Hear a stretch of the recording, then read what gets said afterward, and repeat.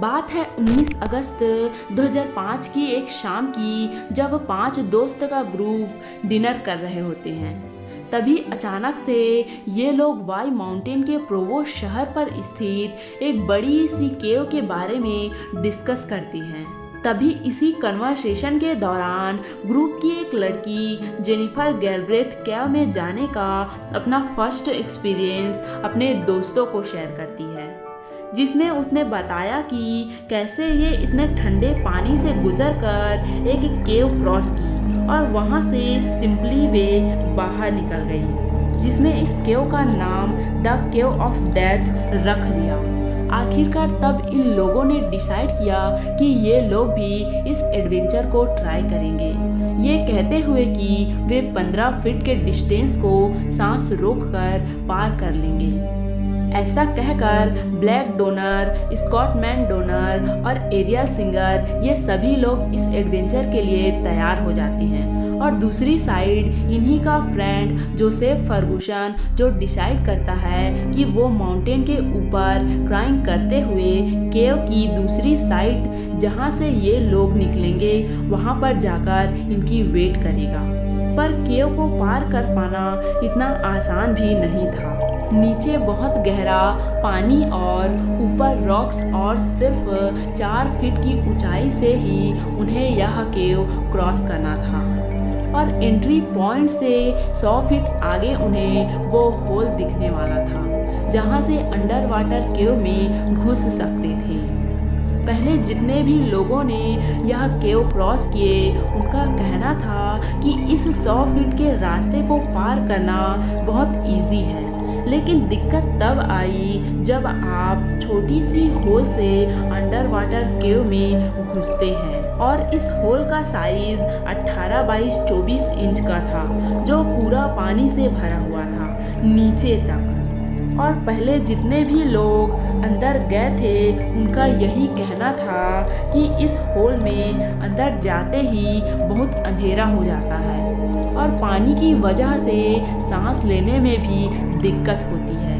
पर फिर भी इन चारों ने डिसाइड कर लिया था कि ये इस केव के अंदर जाएंगे। लगभग सुबह के 4 बजे वे लोग केव के एंट्रेंस पर पहुंच जाते हैं और अंदर इंटर करते हैं। और इन चारों में से सिर्फ एक के पास ही वो ट्यूबलाइट थी जिससे कि वो आगे देख पाते। किसी न किसी तरह से ये चारों वो 100 फीट का रास्ता भी क्रॉस कर लेते हैं और आखिरकार वो वही होल पर पहुंच जाते हैं जहां से अंडर वाटर केव में घुसना है। 15 मिनट तक ये चारों झगड़ते रहते हैं कि तुम पहले जाओ, तुम पहले जाओ। फिर जेनिफर डिसाइड करती है कि वही पहले जाएगी, क्योंकि जेनिफर पहले भी ये केव क्रॉस कर चुकी है। जेनिफर अंदर इस पानी के होल में घुसती है। जैसे ही घुसती है तो उसका सिर और हाथ पानी के नीचे गया, जिससे छोटी सी लेयर क्रिएट हुई। टनल पानी से भरा हुआ था और सिर्फ 2 फीट चौड़ा और 4 फीट लंबा था। साथ ही ब्लैक, स्कॉट और एरियल इन तीनों ने जेनिफर के डायरेक्शन को फॉलो किया। और इसी केव पर पहले वाले ड्राइव्स ने एक रस्सी भी लगाई हुई थी जो एंट्रेंस के एक रोप पर बंधी हुई थी और दूसरा एंड में एक लकड़ी से। यह रोप एक्सप्लोरर को सेफली टनल क्रॉस करने में मदद करता था। अगर एक भी स्विमर इस रोप को छोड़ देता तो उसका टनल के नीचे तक पहुंचना बहुत ज़्यादा डेंजरस होने वाला था, क्योंकि पानी टनल फ्लोर से सेडिमेंट को हलचल कर रहा था, जिससे पानी क्लॉडी होने के कारण देखने की क्षमता भी कम होने लगी। और यही सेम चीज़ पहले भी एक ब्रेन लेमरी के साथ भी हो चुका था। इसके हाथ से वो रस्सी छूट गई और एग्जिट होल भी मिस कर दिया था और गलत स्विम करता इस केव के डेड एंड पर पहुंच गया था। लेकिन काफ़ी स्ट्रगल के बाद इन्होंने एग्जिट होल ढूंढ ही लिया। पर हमारे ये 4 स्विमर इतने लकी नहीं थे। सुबह के 5 बजे जब चारों सक्सेसफुली इनर चैम्बर पहुंच गए, इन्होंने एक और ओपनिंग से सांस ली, एक छोटी और सीमित जगह में जहां पानी उनके चेस्ट तक था। और ऊपर लगभग 6 फीट की ऊंचाई तक ये केव थी, जिसके बाद पानी से 3 फीट ऊपर तक इन्हें ऑक्सीजन मिल रहे थे। इस केव में लगभग 8 लोग एक साथ एक समय पर रुक सकते थे। केव के एंड पर जोसेफ पेशेंटली बाहर वेट कर रहा था कि कब उनके फ्रेंड वापस आएंगे। उसे ये चीज़ तो पता थी कि इस केव को क्रॉस करना बहुत दिक्कत वाली चीज़ है, तो शायद उनको थोड़ा टाइम लग सकता है। इधर ये लोग अंदर घबरा गए थे। इन लोगों को सांस लेने में काफ़ी दिक्कत हो रही थी, क्योंकि इस छोटी सी केव में 4 लोगों का हिलना जुलना भी बहुत दिक्कत था। इस सीक्रेट केव की एंट्रेंस बड़ी ना होने के कारण यहाँ ऑक्सीजन की भी मात्रा सिर्फ 21% और नाइट्रोजन की मात्रा 79% से ज़्यादा थी, जबकि इन चारों के यहाँ आने के बाद कार्बन डाइऑक्साइड की मात्रा भी बढ़ रही थी। ग्रुप ने जल्द ही रियलाइज़ किया कि सांस लेना डिफ़िकल्ट हो रहा और हमें जल्द यहाँ से निकलना होगा। फिर पहले जेनिफर डिसाइड करती है कि वो ऊपर जाएगी और इन तीनों के लिए रास्ता ढूंढेगी।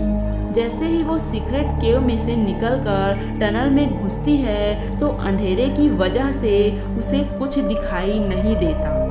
1 मिनट सरवाइव करने के बाद जेनिफर की सांस रुक जाती है, क्योंकि उसकी बॉडी में पहले ही ऑक्सीजन की मात्रा कम थी, जिसके कारण 1 मिनट ही सांस रोक सकती थी।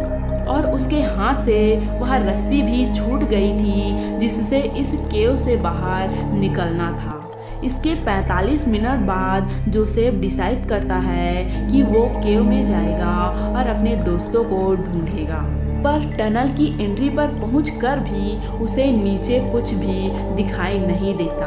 वे घबराया हुआ उन दोस्तों को कॉल करता है जिन्हें इस केव का एक्सपीरियंस पहले भी था, लेकिन उससे कुछ भी पता नहीं चलता। फिर जोसेफ पुलिस को कॉल कर देता है और दूसरी साइड ब्लैक, स्कॉट और एरियल अभी भी केव में सांस लेने के लिए स्ट्रगल कर रहे होते हैं। इन तीनों को लगता है कि शायद जेनिफर यहाँ से बाहर निकलने में सक्सेसफुल हो चुकी है, और फिर लंबी सांस लेते हुए एरियल डिसाइड करती है कि अब वो ऊपर जाएगी। फिर वहीं छोटे से रास्ते को क्रॉस करने के बाद इसके साथ भी वही होता है जो जेनिफर के साथ हुआ, क्योंकि टनल का रास्ता इतना छोटा था कि वहाँ से 2 लोग नहीं गुजर सकते थे। इसके साथ ही ब्लैक, स्कॉट भी यहाँ से ऊपर जाने की कोशिश कर रहे होते हैं, पर सेम चीज़ इनके साथ भी होता है, क्योंकि जेनिफर और एरियल की बॉडी ने यह रास्ता पहले ही ब्लॉक कर रखा था, जिसके कारण ये लोग केव में ही फंस जाते हैं और डूबने से इनकी डेथ हो जाती है। इसके बाद रेस्क्यू टीम यहाँ पर पहुँचती है और केव से पानी बाहर निकालने का काम करती है, और दूसरी साइड ऑक्सीजन को भी भेजा जाता है, इस आस में कि कोई ना कोई इस ऑक्सीजन से बच जाए।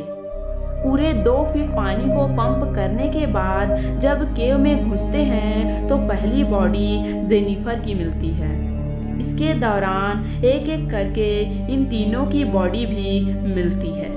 इसी टाइम साफ पता चल रहा था कि जेनिफर की बॉडी ने यह रास्ता टनल का ब्लॉक कर दिया था, जिसके कारण एरियल, ब्लैक और स्कॉट यहाँ से नहीं निकल पाए। तीनों में से 2 की बॉडी तैरती हुई मिली और एक की बॉडी नीचे फ्लोर पर पड़ी हुई मिली। तो दोस्तों, आपने देखा कि कैसे ये 4 लोग जिन्होंने एडवेंचर के चक्कर में अपनी जान गंवा दी, जिसके बाद गवर्नमेंट ने इस केव को हमेशा के लिए बंद कर दिया।